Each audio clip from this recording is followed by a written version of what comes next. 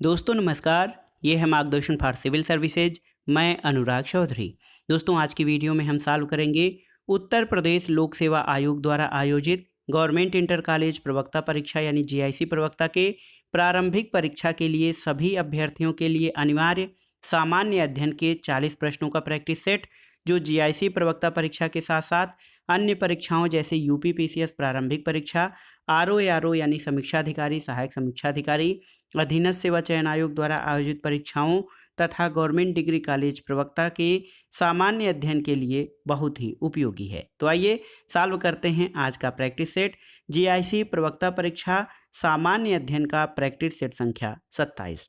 दोस्तों आज के प्रैक्टिस सेट का जो पहला प्रश्न है, देखिए ये इतिहास से संबंधित है। आपको बताना है कि ऐन्द्र महाभिषेक का विवरण दिया गया है किसमें। देखिए शतपथ ब्राह्मण में, ऐत्रेय ब्राह्मण में, अथर्ववेद में या फिर ऋग्वेद में। तो यहाँ पर देखिए दोस्तों, यहाँ पर उत्तर इसके दो उत्तर हो रहे हैं। स्टार मैं कर रहा हूँ इसलिए कि जो ऐन्द्र महाभिषेक है इसका वर्णन ऋग्वेद के ऐत्रेय ब्राह्मण में दिया गया है। तो यहाँ पर दोनों ही ऑप्शन दिए गए हैं, ऋग्वेद और ऐत्रेय ब्राह्मण। तो इसमें से आपकी जानकारी के लिए बता दें कि ऐन्द्र महाभिषेक का विवरण ऋग्वेद के ऐत्रेय ब्राह्मण में दिया गया है। और यदि इसमें ऋग्वेद या ऐत्रेय ब्राह्मण नहीं होता तब आप इसमें से एक विकल्प चुन सकते थे, लेकिन यहाँ सही उत्तर है ऋग्वेद के ऐत्रेय ब्राह्मण में ऐन्द्र महाभिषेक का विवरण दिया गया है। अगला प्रश्न है दोस्तों, दिल्ली में मदरसा ए मुइज्जी नामक मदरसे की स्थापना किसने की थी। तो सही उत्तर है इल्तुतमिश ने। दोस्तों इल्तुतमिश जो कि भारत में प्रथम मुस्लिम राज्य का संस्थापक था, इसने शिक्षा की ओर विशेष ध्यान दिया और दिल्ली में उसने एक मदरसे की स्थापना की और उसका नाम मुइजुद्दीन मोहम्मद गोरी के नाम पर मदरसा ए मुइज्जी रखा था। अगला प्रश्न है दोस्तों, अकबर के शासनकाल में प्रचलित चौकोर चांदी के सिक्के का नाम क्या था। देखिए रुपया, मोहर, जलाली या दीनार। तो सही उत्तर है दोस्तों जलाली। देखिए अकबर के शासनकाल में प्रचलित चौकोर चांदी के सिक्के का नाम जलाली था। इसे अकबर ने ही चलवाया था और मुगल बादशाह अकबर ने अपने समय में सोना चांदी के विभिन्न माप और तोल के मूल्यों के सिक्के चलाए और उनका पारस्परिक अनुपात निश्चित किया था। अगला प्रश्न है दोस्तों, मराठों के साथ होने वाली किस संधि को वारेन हेस्टिंग्स कागज का एक टुकड़ा मात्र मानता था। तो उत्तर है पुरंदर की संधि। दोस्तों पुरंदर की संधि अंग्रेजों और मराठों के बीच हुई थी और इस संधि को वारेन हेस्टिंग्स कागज का टुकड़ा मात्र मानता था। पुरंदर की संधि में दोस्तों हुआ ये था कि इसमें पुरंदर की संधि जो है इसको वारेन हेस्टिंग्स केवल कागज का टुकड़ा मात्र मानता था। अगला प्रश्न है, बरकरी संप्रदाय की मुख्य पीठ कहाँ पर अवस्थित है। तो सही उत्तर है बरकरी संप्रदाय की मुख्य पीठ पंढरपुर में अवस्थित है। ऑप्शन बी आपका सही उत्तर है। महाराष्ट्र धार्मिक आंदोलन के दो प्रमुख संप्रदाय बरकरी और धरकरी थे। नामदेव, तुकाराम आदि इस संप्रदाय के प्रमुख संतों में से थे। अगला प्रश्न है दोस्तों, 1891 के एज ऑफ कंसेंट बिल का किसने विरोध किया था। ऑप्शन है आपके, देखिए स्वामी दयानंद, रविन्द्रनाथ टैगोर, बाल गंगाधर तिलक और सुरेंद्र नाथ सेन ने। तो सही उत्तर है एज ऑफ कंसेंट बिल का बाल गंगाधर तिलक ने विरोध किया था। दोस्तों एक पारसी सुधारक बी.एम. मालाबारी के प्रयत्नों के फलस्वरूप 1891 में सम्मति आयु अधिनियम पारित किया गया था, जिसमें 12 वर्ष से कम आयु की कन्याओं के विवाह पर प्रतिबंध लगा दिया गया था।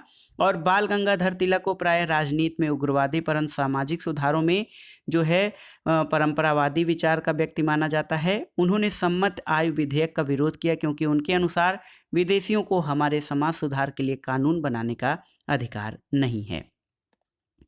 अगला प्रश्न देखते हैं दोस्तों, बहुत ही महत्वपूर्ण है। देखिए निम्नलिखित में से किसने 1906 के भारतीय राष्ट्रीय कांग्रेस के कलकत्ता अधिवेशन में दादा भाई नौरोजी के अध्यक्षीय भाषण को उनके बदले में पढ़ा था। आपको बताना है। तो उत्तर है दोस्तों गोपाल कृष्ण गोखले। ऑप्शन बी आपका सही उत्तर है। दोस्तों मोहम्मद अली जिन्ना दादा भाई नौरोजी के सचिव थे। उन्होंने 1906 में दोस्तों दादा भाई नौरोजी का भारतीय राष्ट्रीय कांग्रेस के कलकत्ता अधिवेशन के लिए दादा भाई नौरोजी का भाषण तैयार किया था लेकिन इस भाषण को अधिवेशन में गोपाल कृष्ण गोखले ने पढ़ा था। तो याद कर लीजिए, 1906 के भारतीय राष्ट्रीय कांग्रेस के कलकत्ता अधिवेशन में दादा भाई नौरोजी के अध्यक्षीय भाषण को उनके बदले में गोपाल कृष्ण गोखले ने पढ़ा था। अगला प्रश्न है, देखिए, सूरत अधिवेशन जहां भारतीय राष्ट्रीय कांग्रेस में पहली बार फूट हुई थी, ये कौन सा अधिवेशन था? तो सही उत्तर क्या है दोस्तों? सही उत्तर है ऑप्शन सी, 23वां अधिवेशन। सूरत अधिवेशन कांग्रेस का 23वां अधिवेशन था जिसमें भारतीय राष्ट्रीय कांग्रेस में पहली बार फूट हुई थी। तो बहुत ही महत्वपूर्ण है दोस्तों, ये 23वां अधिवेशन था सूरत का कांग्रेस अधिवेशन। अगला प्रश्न है दोस्तों, चंपारण नील आंदोलन का राष्ट्रीय नेता कौन था? आपको बताना है। तो सही उत्तर है महात्मा गांधी। दोस्तों, चंपारण नील आंदोलन के राष्ट्रीय नेता महात्मा गांधी थे। और चंपारण जो कि बिहार में है, यहाँ किसानों से अंग्रेज बागान मालिकों ने एक करार किया था जिसके अंतर्गत किसानों को अपने कृषिजन्य क्षेत्र के 3/20वें भाग पर नील की खेती करनी होती थी और इस पद्धति को तिनकठिया पद्धति कहा जाता था। गांधी जी के आंदोलन का परिणाम ये हुआ कि तिनकठिया पद्धति समाप्त कर दी गई, जिसके द्वारा यूरोपीय नील बागान मालिक किसानों का शोषण कर रहे थे। अगला प्रश्न है, आपको बताना है कि निम्नलिखित में से कौन सा स्थान भारत का ग्रीनविच कहा जाता है? तो सही उत्तर है उज्जैन को। दोस्तों, प्राचीन काल से ही उज्जैन को समय की गणना के लिए केंद्रीय संदर्भ बिंदु के रूप में माना जाता था, इसलिए उज्जैन को भारत का ग्रीनविच भी कहा जाता है। और मुगल काल में जय सिंह द्वितीय द्वारा उज्जैन, दिल्ली, जयपुर, मथुरा और वाराणसी में 5 वेधशालाओं का निर्माण करवाया गया था। अगला प्रश्न है, भारत का सबसे अधिक विस्तृत भू आकृतिक प्रदेश कौन सा है? आपको बताना है। दक्षिण का पठार, उत्तरी मैदान, उत्तरी पर्वत या तटीय मैदान? तो सही उत्तर है दोस्तों, देखिए, उत्तरी मैदान। यहाँ पर देखिए सही उत्तर ऑप्शन बी है, उत्तरी मैदान। तो दोस्तों, हिमालय पर्वत और दक्षिणी प्रायद्वीपीय पठार के बीच में सिंधु, गंगा, ब्रह्मपुत्र और प्रायद्वीपीय भारत से आने वाली उत्तर प्रवाही नदियों को निक्षेप क्रिया से निर्मित एक विशाल मैदान स्थित है जिसे सिंधु, गंगा, ब्रह्मपुत्र का मैदान कहते हैं और इसका क्षेत्रफल लगभग 7 लाख वर्ग किलोमीटर है। भारत के उत्तरी भाग में स्थित होने के कारण इसे उत्तरी भारत का मैदान कहा जाता है और ये भारत का अधिक विस्तृत या सबसे अधिक विस्तृत भू आकृतिक प्रदेश है। अगला प्रश्न है, आपको बताना है कि अंतःस्थलीय अपवहन नदी का उदाहरण कौन सा है? आपके लिए ऑप्शन है माही, घग्घर, नर्मदा और कृष्णा। तो सही उत्तर है दोस्तों घग्घर। देखिए, घग्घर नदी अंतःस्थलीय अपवहन नदी का उदाहरण है और ये शिमला के समीप शिवालिक की पहाड़ियों से निकलकर राजस्थान के हनुमानगढ़ के समीप भटनेर के मरुस्थल में विलीन हो जाती है। अगला प्रश्न है, भारत का सबसे बड़ा जलप्रपात जोग प्रपात किस नदी पर स्थित है? आपको बताना है। तो दोस्तों, जोग जलप्रपात ये शरावती नदी पर कर्नाटक में स्थित है और नर्मदा नदी पर कपिलधारा और धुआंधार जलप्रपात स्थित है। भारत का सबसे ऊंचा जलप्रपात कौन सा है, ये आपको बताना है। आपके लिए एक प्रश्न है और ये प्रश्न यूपीपीसीएस द्वारा या यूपीपीएससी द्वारा आयोजित कई परीक्षाओं में पूछा गया है कि दोस्तों, भारत का सबसे ऊंचा जलप्रपात या वाटरफॉल कौन सा है? अगला प्रश्न है दोस्तों, सबसे अधिक वर्षा वाला स्थान चेरापूंजी कौन से राज्य में स्थित है? तो सही उत्तर है दोस्तों, सर्वाधिक वर्षा वाला स्थान चेरापूंजी मेघालय राज्य में स्थित है। लेकिन दोस्तों, वर्तमान में मासिनराम जो है ये अब सर्वाधिक वर्षा वाला स्थान हो गया है चेरापूंजी के स्थान पर। अगला प्रश्न है, भारत सरकार अधिनियम 1919 किस पर आधारित था? तो सही उत्तर है दोस्तों, भारत सरकार अधिनियम या भारत शासन अधिनियम 1919 मॉन्टेग्यू चेम्सफोर्ड रिपोर्ट पर आधारित था और ये अधिनियम अंतिम रूप से 1921 में लागू किया गया था और इस अधिनियम में पहली बार उत्तरदायी शासन शब्द का प्रयोग किया गया था। अगला प्रश्न है दोस्तों, देखिए, भारत के संविधान के उद्देश्यों में से एक के रूप में आर्थिक न्याय का किसमें उपबंध किया गया है? आपको बताना है। यानी भारतीय संविधान के उद्देश्यों में से एक जो आर्थिक न्याय या इकोनॉमिक जस्टिस है उसका उपबंध कहाँ पर किया गया है? तो देखिए, सही उत्तर है आपका दोस्तों की उद्देशिका और राज्य के नीति निर्देशक तत्वों में। ऑप्शन बी आपका सही उत्तर है। भारतीय संविधान की प्रस्तावना या उद्देशिका और राज्य के नीति निर्देशक तत्वों में सामाजिक, आर्थिक और राजनीतिक न्याय का वर्णन किया गया है। इसमें आर्थिक न्याय का आशय है कि राज्य के सभी नागरिकों की न्यूनतम आवश्यकताएं पूरी हों और धन और साधनों के मामले में किसी भी व्यक्तियों के साथ कोई भेदभाव न हो, न तो किसी के पास संकेंद्रण हो। इनका जो न्यायपूर्ण वितरण होना चाहिए। अगला प्रश्न है, निम्नलिखित में से किसको विधि के शासन के प्रमुख लक्षणों के रूप में माना जाएगा? यहाँ पर हैं शक्तियों का परिसीमन, विधि के समक्ष समता, सरकार के प्रति जन उत्तरदायित्व और स्वतंत्रता और नागरिक अधिकार। तो सही उत्तर है विधि का शासन या रूल ऑफ लॉ के लक्षणों में दोस्तों शक्तियों का परिसीमन, इसके अलावा शक्तियों के परिसीमन के बाद विधि के समक्ष समता और स्वतंत्रता और नागरिक अधिकारों की बात विधि के शासन के अंतर्गत होती है। तो सही उत्तर आपका हो जाएगा 1, 2, 4। ऑप्शन 2 सी आपका सही उत्तर है। अगला प्रश्न है दोस्तों, विधि का शासन जिस प्रकार की समानता को प्रतिष्ठापित करता है वो कौन सी समानता है? तो उत्तर है प्रक्रियात्मक। दोस्तों विधि का शासन जो है ये प्रोफेसर डायसी की संकल्पना है। एवी डायसी ने विधि के शासन का जो है प्रतिपादन किया था और इसका मतलब ये है कि कोई भी व्यक्ति विधि के ऊपर नहीं है। सभी व्यक्ति चाहे उसकी पद प्रतिष्ठा कुछ भी हो, देश की सामान्य विधियों के अधीन है और इसका उद्देश्य है राज्य संस्थाओं की शक्तियों को सीमित करना, बिना किसी भेदभाव के समान स्तर के लोगों पर समान रूप से लागू होना और नागरिक अधिकारों की व्यवस्था करना जिससे कि वे अपनी स्वतंत्रता का उपयोग कर सकें। तो सही उत्तर है विधि का शासन दोस्तों ये प्रक्रियात्मक न्याय की या प्रक्रियात्मक समानता को प्रतिष्ठापित करता है। अगला प्रश्न एक समिति है दोस्तों, देखिए नरसिंहम समिति निम्नलिखित में से किस सुधार से संबंधित थी? तो सही उत्तर है नरसिम्हन समिति दोस्तों ये जो है आपका बैंकिंग संरचना में सुधारों से संबंधित थी और भारतीय अर्थव्यवस्था में 1991 के आर्थिक संकट के उपरांत बैंकिंग क्षेत्र में सुधार की दृष्टि से 1991 में रिजर्व बैंक के भूतपूर्व गवर्नर एम नरसिम्हन की अध्यक्षता में एक 9 सदस्यीय नरसिम्हन कमेटी अथवा वित्तीय क्षेत्रीय सुधार समिति की स्थापना की गई जिसने 1991 में अपनी रिपोर्ट प्रस्तुत की थी। द्वितीय नरसिम्हन समिति का गठन 1998 में किया गया था। अगला प्रश्न है दोस्तों, भारतीय रिजर्व बैंक ने भारत के विदेश व्यापार में धन लगाने में मदद की थी किसमें? तो किसके द्वारा भारतीय रिजर्व बैंक ने भारत के विदेश व्यापार में धन लगाने की मदद की थी? तो दोस्तों भारतीय निर्यात आयात बैंक एग्जिम बैंक के द्वारा भारतीय निर्यात बैंक में देखिए भारतीय आयात निर्यात बैंक एग्जिम बैंक के द्वारा भारत के विदेश व्यापार में धन लगाने में मदद की है और एग्जिम बैंक की स्थापना 1 जनवरी 1982 को की गई थी और इसका उद्देश्य निर्यातकों और आयातकों को वित्तीय जो है सहायता प्रदान करना है। अगला प्रश्न है दोस्तों, प्रश्न संख्या 21 है, किसके कार्यकाल में भारत में उदारीकरण के प्रथम चरण को आरंभ किया गया था? तो ये था प्रधानमंत्री पीवी नरसिम्हा राव का कार्यकाल जिनके समय में भारत में आर्थिक उदारीकरण का प्रथम चरण 1991 का प्रारंभ किया गया था। अगला प्रश्न है दोस्तों, पानी देखिए पानी के ऊपर 4 डिग्री सेंटीग्रेड पर शरीर तैरता है और यदि तापमान जो है 100 डिग्री सेल्सियस हो जाए तो क्या होगा? तो दोस्तों पानी का तापमान बढ़ने पर उसका घनत्व कम होता है और तापमान के कम रहने पर पानी का घनत्व बढ़ता है।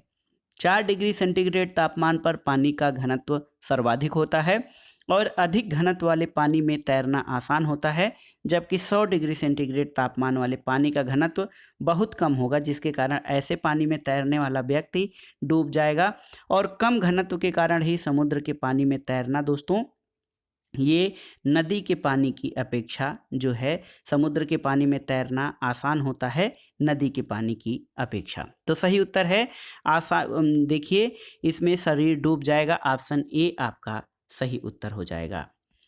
अगला प्रश्न है दोस्तों, हीलियम के नाभिक में होता है। तो देखिए आपको बताना है कि हीलियम के नाभिक में क्या होता है। दोस्तों हीलियम के नाभिक में 2 प्रोटॉन और 2 न्यूट्रॉन होते हैं, ऑप्शन सी आपका सही उत्तर हो जाएगा।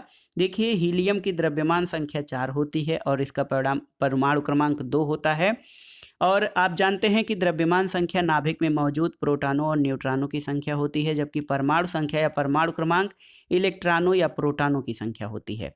हाइड्रोजन के नाभिक में केवल एक प्रोटॉन होता है, इसमें न्यूट्रॉन नहीं होता है, यानी इसका परमाणु क्रमांक तथा द्रव्यमान संख्या दोनों होगी। तो हीलियम के नाभिक में 2 प्रोटॉन और 2 न्यूट्रॉन होते हैं। अगला प्रश्न है, आपको बताना है कि 22 कैरेट सोने की शुद्धता कितनी होती है। तो आप जानते हैं दोस्तों, 24 कैरेट सोना जो है ये 100% होता है। तो जब आप 22 कैरेट का मान निकालेंगे तो ये कितना हो जाएगा, 92%। तो सही उत्तर है 22 कैरेट सोने की शुद्धता 92 या 92% होती है। अगला प्रश्न है दोस्तों, जीवों में आनुवांशिक लक्षण संतान में ले जाए जाते हैं किसके द्वारा।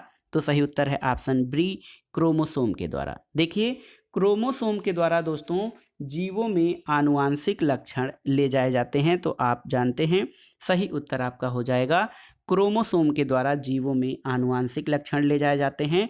और दोस्तों जीवों में आनुवांशिक लक्षणों का एक पीढ़ी से दूसरी पीढ़ी में संचरण गुणसूत्र, देखिए गुणसूत्र या क्रोमोसोम के द्वारा होता है। अगला प्रश्न है, सर्वाधिक जैव विविधता या बायोडाइवर्सिटी कहाँ पाई जाती है। तो आप जानते हैं ट्रॉपिकल रेन फॉरेस्ट या उष्णकटिबंधीय वर्षा वनों में सर्वाधिक जैव विविधता पाई जाती है। दोस्तों उष्णकटिबंधीय वर्षा वन मुख्यतः भूमध्य रेखा के आसपास के क्षेत्रों में होते हैं। यहाँ पर गर्म जलवायु और पादप तथा प्राणियों के विकास और वृद्धि की अनुकूलतम दशाएं पाई जाती हैं। और भारत के केरल में दोस्तों, केरल राज्य में आप जानते हैं साइलेंट वैली स्थित है, यहाँ भी अधिकतम जैव विविधता पाई जाती है, सर्वाधिक जैव विविधता। और उष्णकटिबंधीय वर्षा वनों में सर्वाधिक जैव विविधता पाई जाती है। आर्द्र वर्षा वन या उष्णकटिबंधीय वर्षा वन इनको कहा जाता है। अगला प्रश्न है, आपको बताना है कि ओजोन परत जो है ये पृथ्वी को किससे बचाता है। ऑप्शन है उल्कापिंड से, अंतरिक्ष और अन्य विकिरण से, हानिकारक वायु से या अंतरिक्ष मलबा से। तो सही उत्तर है अंतरिक्षीय और अन्य विकिरण से जो है ये ओजोन परत हमारी रक्षा करता है। और आप जानते हैं ओजोन परत सूर्य से आने वाली अल्ट्रा वायलेट रेज, जो यूवी रेज होते हैं, उनको सोखता है और इनको पृथ्वी पर आने से रोकता है, जिसके कारण पृथ्वी पर जो जीवधारी हैं उनका जीवन संभव हो जाता है। भूतल पर जो है ये ओजोन परत भूतल को गर्म होने से भी बचाती है, क्योंकि अल्ट्रा वायलेट रेज अधिक ऊर्जा की हानिकारक किरणें होती हैं। अगला प्रश्न देखिए, अनुपात से संबंधित है। वर्तमान में विमल और विनय की आयु का अनुपात 4 और 5 का है। 6 साल बाद विमल की आयु 26 वर्ष अगर जो हो तो वर्तमान में विनय की आयु क्या होगी। तो दोस्तों आप मान सकते हैं कि विमल की आयु 4x और विनय की आयु 5x है। तो 4x + 6 = 26 हो जाएगा। तो x का मान 5 हो जाएगा, x = 5 हो जाएगा। उसके अलावा विनय की आयु 5x है, तो 5 × 5 = 25 वर्ष हो जाएगा विनय का आयु। ऑप्शन सी आपका सही उत्तर है। अगला प्रश्न भी गणित से संबंधित है, ब्याज और चक्रवृद्धि ब्याज या देखिए लाभ हानि और प्रतिशतता पर है। तो इसमें पूछा जा रहा है कि पिंटू ने 10% स्थान पर एक वस्तु बेची, यदि उसने इसे 180 रुपये अधिक पर बेचा होता तो उसे 2% का लाभ होता। वस्तु का क्रय मूल्य कितना है। तो दोस्तों सही उत्तर यहाँ पर हो जाएगा, वस्तु का क्रय मूल्य 1500 रुपये है। जब आप इसको हल करेंगे तो विक्रय मूल्य बराबर कितना होता है, x × 9/100, तो 9x/10 हो जाएगा। और 9x /10 + 180 = x × 102/100। जब आप इसको सॉल्व करेंगे तो सही उत्तर, सही मान x का मान 1500 रुपये आ जाएगा। अगला प्रश्न है दोस्तों, यहाँ पर देखिए राम की कार्यक्षमता रहीम की कार्यक्षमता से दोगुनी है। राम किसी कार्य को 6 दिन में पूरा करता है, रहीम उसी काम को कितने दिनों में पूरा करेगा। तो दोस्तों आप जानते हैं कि राम की कार्यक्षमता E1 और रहीम की कार्यक्षमता E2 है। तो राम द्वारा लिया गया समय अगर जो T1 जो है ये 6 दिन होता है, तो T2 द्वारा या रहीम द्वारा लिया गया समय T2 कितना होगा। तो आप जानते हैं फार्मूला है E1 T1 = E2 T2। तो आप देखिए इसमें जब आप सॉल्व करेंगे तो E1 T2 का मान कितना हो जाएगा, 12 आ जाएगा। तो सही उत्तर है ऑप्शन बी, 12 दिन लेगा रहीम उसी काम को पूरा करने में। अगला प्रश्न है, देखिए 2018-19 में सामान्य सेवाओं, सामाजिक सेवाओं और आर्थिक सेवाओं पर व्यय क्रमशः कितना था?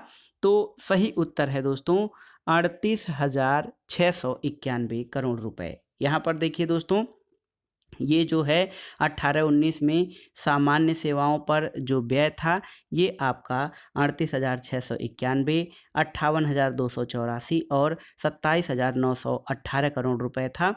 और इन मदों में जो है दोस्तों पिछले वर्ष की अपेक्षा बहुत अधिक वृद्धि 15%, 27% और 18% की वृद्धि देखी गई थी। अगला प्रश्न है, एक करंट अफेयर से मार्च 2020 में हिंद महासागर आयोग में किस देश को पर्यवेक्षक का दर्जा दिया गया है, आपको बताना है। तो दोस्तों 6 मार्च 2020 को आयोजित किया गया है हिंद महासागर आयोग में भारत को पर्यवेक्षक का दर्जा दिया गया है। और दोस्तों इस आयोग के सदस्य देशों में मेडागास्कर, कोमोरास, मॉरिशस, ला रियूनियन और सेशेल्स शामिल हैं। भारत के अलावा चीन, यूरोपीय यूनियन, माल्टा और इंटरनेशनल ऑर्गेनाइजेशन ऑफ ला फ्रांसीफोनी आयोग के अन्य पर्यवेक्षक देश इसमें शामिल हैं। तो सही उत्तर है हिंद महासागर आयोग में भारत को पर्यवेक्षक का दर्जा दिया गया है। अगला प्रश्न है दोस्तों, वर्ल्ड इंटेलेक्चुअल प्रॉपर्टी इंडेक्स यानी बौद्धिक संपदा सूचकांक 2020 के अनुसार कौन सा सही सुमेलित नहीं है? तो यहाँ पर देखिए ऑप्शन सी आपका सही सुमेलित नहीं है। वर्ल्ड इंटेलेक्चुअल प्रॉपर्टी इंडेक्स में 2020 में भारत का स्थान 36वां नहीं बल्कि 40वां है। अन्य सभी विकल्प, अमेरिका नंबर 1 पर है, इंग्लैंड 2 पे, जर्मनी 5 पर है, ये सही सुमेलित हैं। पहले पर अमेरिका, दूसरे पर इंग्लैंड और तीसरे पर स्वीडन, चौथे पर फ्रांस और जर्मनी का स्थान यहाँ पर 5वां है।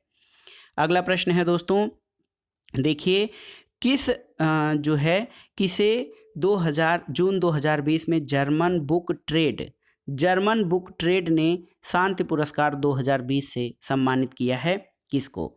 तो सही उत्तर है दोस्तों भारत के नोबेल पुरस्कार विजेता अर्थशास्त्री doctor Amartya Sen. Option A आपका सही है, जर्मन बुक ट्रेड द्वारा शांति पुरस्कार से सम्मानित किया गया है। उन्हें यह पुरस्कार वैश्विक न्याय और सामाजिक असमानता पर उनके कार्य के लिए दिया गया है। अगला प्रश्न है दोस्तों, जल शक्ति मंत्रालय के द्वारा जल संरक्षण के बारे में संवेदनशील बनाने के लिए शुरू की गई ऑनलाइन प्रतियोगिता कौन सी है? तो दोस्तों जल संरक्षण के बारे में संवेदनशील बनाने के लिए जो महत्वपूर्ण प्रतियोगिता है वह है water heroes share your stories 2। तो सही उत्तर है ऑप्शन बी, वाटर हीरोज योजना जो है ये जल शक्ति मंत्रालय द्वारा जल संरक्षण के बारे में संवेदनशील बनाने के लिए शुरू की गई है। अगला प्रश्न है, सूची 1 का सूची 2 से सुमेलन करना है और दिए गए कोड के आधार पर सही उत्तर का चयन करना है। बिरहा, दोस्तों बिरहा पूर्वांचल में प्रचलित है। रसिया ये जो है ये ब्रजभूमि में, बी का पहला हो जाएगा। आल्हा आप जानते हैं बुंदेलखंड में प्रचलित है और कजरी अवध क्षेत्र में गाई जाती है। तो सही उत्तर आपका हो जाएगा ऑप्शन सी, सही उत्तर हो जाएगा 3, 1, 2 और 4। अगला प्रश्न देखते हैं दोस्तों, उत्तर प्रदेश में रानी लक्ष्मीबाई बांध परियोजना, देखिए रानी लक्ष्मीबाई बांध परियोजना कहाँ पर निर्मित है? तो सही उत्तर है ऑप्शन बी, बेतवा नदी पर। दोस्तों उत्तर प्रदेश में रानी लक्ष्मीबाई बांध बेतवा नदी पर स्थापित है, जो देखिए मध्य प्रदेश और उत्तर प्रदेश की संयुक्त परियोजना है और ये हमीरपुर और जालौन जिलों में लगभग 2.64 लाख एकड़ भूमि की सिंचाई करती है। अगला प्रश्न देखिए सामान्य रीजनिंग से संबंधित है। यदि कोयला खान से संबंधित है तो पानी किससे संबंधित होगा? नदी, तालाब, कुआं या वर्षा? तो सही उत्तर है कोयला दोस्तों खान से निकाला जाता है तो पानी कुआं से निकाला जाता है। तो जिस प्रकार कोयला जमीन की गहराई में खान खोदने से मिलता है उसी प्रकार पानी जमीन पर खोदे गए कुएं से प्राप्त होता है। सही उत्तर आपका ऑप्शन सी हो जाएगा। अगला प्रश्न है दोस्तों, अंकों की एक श्रृंखला है, इसमें अंतिम अंक को इंगित करना है आपको। यहाँ पर देखिए 2, 5, 11, 20 और 32 है। तो देखिए 2 में 3 आप जोड़ेंगे, देखिए 2 में 3 जोड़ दिए तो 5 हो जाएगा आपका। उसके बाद 5 में 6 जोड़ दीजिए, 5 में अगर जो आपने 6 जोड़ दिया तो 11 आ जाएगा। 11 में आपने 9 जोड़ दिया तो 20 हो जाएगा। इसके बाद दोस्तों 6 के बाद 9, 9 के बाद 12, 20 में 12 जोड़ देंगे तो 32 आ जाएगा। 20 में 12 जोड़ रहे हैं तो 32 आ जाएगा। उसके बाद 32 में आप 15 जोड़ दीजिए दोस्तों, तो कितना सही उत्तर हो जाएगा 47। तो ऑप्शन सी आपका सही उत्तर हो जाएगा। ये देखिए 3, 6, 9, 12 और 15 के क्रम में जो है अंकों के मान बढ़ रहे हैं। अगला प्रश्न और इस वीडियो का आखिरी प्रश्न है दोस्तों, 4 सेंटीमीटर गुणे 4 सेंटीमीटर गुणे 4 सेंटीमीटर आयाम के एक घन के सभी फलक हरे रंग से रंग दिए गए हैं और उसे 64 इकाई घनों में काट दिया गया है। कितने इकाई घन ऐसे हैं जिनके 2 फलक हरे रंग के होंगे, आपको बताना है। दोस्तों देखिए, काटे गए घनों की जो संख्या हो जाएगी वो हो जाएगा कड़ी में जो है, कड़ी में 64 हो जाएगा। 64 का घनमूल आपका जो है 4 हो जाएगा। तो काटे गए घनों की भुजा की लंबाई 4 हो जाएगी। जब 2 सतह हरे रंग से रंगे हो तो बनने वाले घनों की संख्या जो हो जाएगा ये 24 हो जाएगा। सही उत्तर आपका ऑप्शन सी 24 हो जाएगा। यदि 4 सेंटीमीटर गुणे 4 सेंटीमीटर गुणे 4 सेंटीमीटर आयाम के घन के सभी फलकों को हरे रंग से रंग दिया जाए, उसे 64 इकाई घनों में काट दिया जाए, तो दोस्तों 24 घन ऐसे होंगे जिनके 2 फलक हरे रंग के होंगे। तो दोस्तों ये था आज का वीडियो, जिसमें आपने जीआईसी प्रवक्ता परीक्षा, यूपीपीएससी जीआईसी प्रवक्ता परीक्षा के सामान्य अध्ययन के लिए महत्वपूर्ण प्रैक्टिस सेट को सॉल्व किया। और दोस्तों जीआईसी प्रवक्ता परीक्षा 19 सितंबर 2021 को आयोजित होनी है। इसके लिए आप पूरे दमखम से लग जाइए, क्योंकि अब समय नहीं रह गया है। ज़्यादा से ज़्यादा जीएस के प्रैक्टिस सेट का अभ्यास करिए और आपका जो वैकल्पिक विषय हो, चाहे आपका नागरिक शास्त्र यानी पॉलिटिकल साइंस हो, सोशियोलॉजी हो, हिंदी साहित्य हो, जो भी विषय आपके वैकल्पिक विषय हों, उनके साथ साथ सामान्य अध्ययन का अभ्यास करना बहुत ज़रूरी है। इसमें सामान्य अध्ययन के सभी खंड, चाहे हिस्ट्री हो, जियोग्राफी हो, जनरल साइंस हो, आपका इकोनॉमिक्स हो, इसके अलावा करेंट अफेयर्स आप ज़रूर देखते रहिएगा। इसके लिए हमारे चैनल मार्गदर्शन फॉर सिविल सर्विसेज पर जो है सामान्य अध्ययन से विशेष श्रृंखला चलाई जा रही है, जिससे आपको जीआईसी प्रवक्ता परीक्षा में आसानी हो। वीडियो आपको कैसा लगा हमें कमेंट बॉक्स में ज़रूर बताइएगा। वीडियो को लाइक करें, शेयर करें और इस चैनल मार्गदर्शन फॉर सिविल सर्विसेज को सब्सक्राइब करें। वीडियो देखने के लिए धन्यवाद दोस्तों, नमस्कार।